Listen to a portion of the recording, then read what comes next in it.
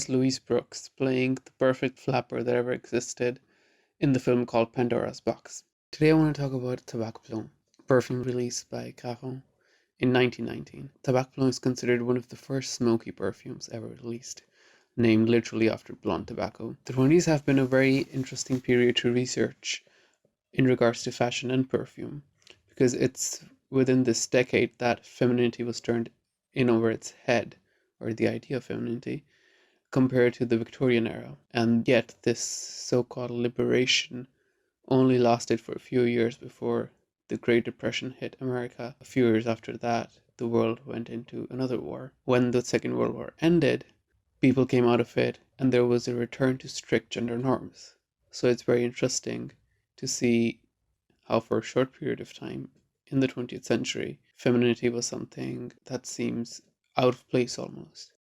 I would also like to mention that during the making of this video, I learned that Tabac Blond was initially marketed towards men. This makes perfect sense when talking about the flappers, because a woman would have never been marketed a tobacco perfume, as women were usually wearing lily or iris or other floral perfumes. This makes Tabac Blond a very special perfume, and it connects perfectly to a flapper who was considered to be a transgressor and who was doing things which had never been done before, from the way she was dressing to the perfume that she was using. The reason why Tabac Blond seemed so interesting to me was because of one image, and that is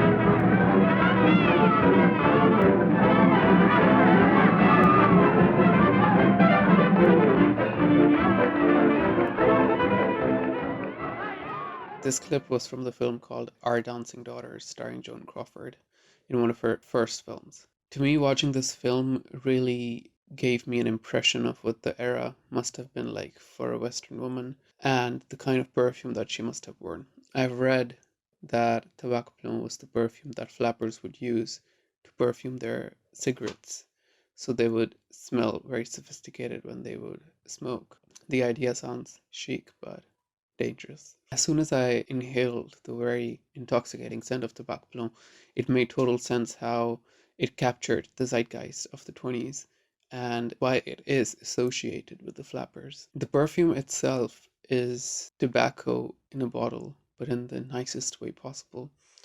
It's very dry, it's not sentimental at all, it's very fun, and there's a sweetness to it, which to me feels like vanilla. I think Tabac Blond is among those perfumes which define a time in history, a character which existed in the 20s, which now people dress up for Halloween, amongst the likes of Cleopatra and Marilyn Monroe. So Flapper will forever be attached to Tabac Blond, and that's the story of this perfume.